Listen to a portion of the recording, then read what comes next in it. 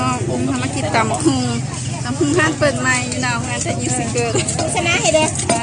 นะให้เด็กแท้พวกชนะให้เด็กมาโคก5,000พี่น้อง5,000มาจับเองมาตัวขึ้นรถบานโคก5,000ขีดมาช่วยได้ไหมไม่ได้เก็บเลยเก็บนิดก็มีลูก5,000พี่น้อง5,000จำไม่จำแบบเลยเท่ากับตำแล้วเราเป็นตัวแซ่บ5,000ขีดน้อยโคก5,000เวลาเข้าเงินกันเริ่มมาช่วยเด้อทำให้ได้ทำเองก็ได้ทำเองก็ได้ทำให้ก็ได้มักรถแดกตามเอาเลยประแดกซุปประแดกซุปไปเลยทำอะไรของแดกใช่ไรทำเองก็ได้เยอะทำเองก็ได้มากเลยแต่ทำเองด้วยมาเอาอะไรก็ได้ละหาก็มาเปิดมันนี่ว่ะเลยไปละตำเองบ่น้อยตำเองก็ตำเอง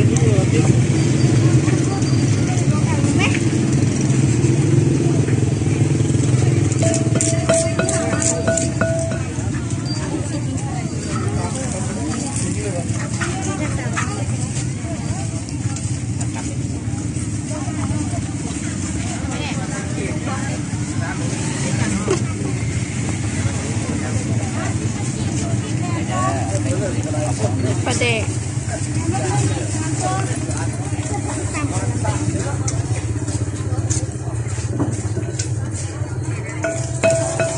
ถ่ายให้แม่เลยถ่ายมาในกระดาษถ่ายด้วยนะถ่ายอยู่ตรงนั้นตำปูนแม่ไปถ่ายอยู่ด้วย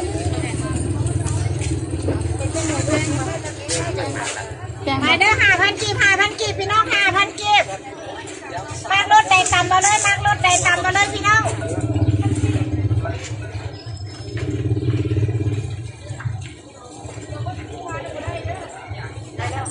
ถ่ายให้แม่เอารถตามมารถพวก5,000กีบพี่น้อง5,000กีบ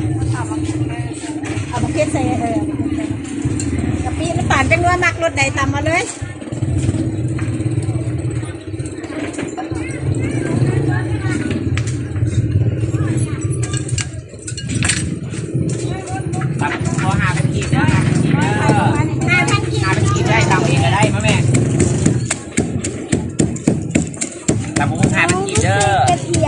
ก็ได้เด้อ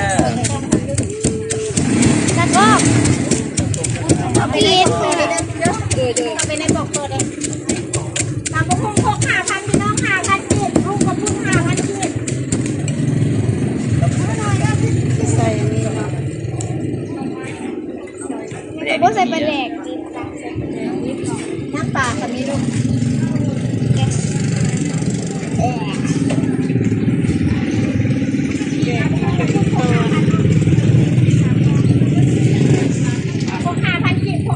กินตำเองก็ได้เด้อมากรถใดตำเอาเองก็เด้อ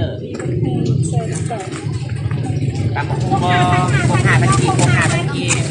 กรถใดตำมาเลยตำให้ก็ได้ตำพวก5,000กีบตำเองก็ได้เด้อ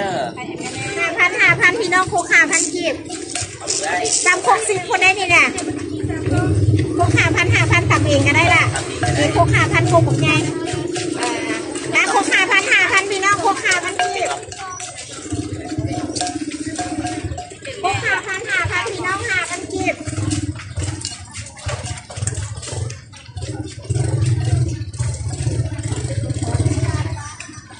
โคก5,000พี่น้องโคก5,000กีบตำบะคุงปุ่นกับปุ้น5,000กีบโคกตำแต่บะคุง5,000ก็ได้ตำเอาเองก็ได้ลูกนั่นแหละโคก5,000กีบมากรถแดงบะคุงปุ่นกับปุ้นก็ได้5,000คือกันตำแต่บะคุงก็5,000พี่น้องโคก5,000กีบ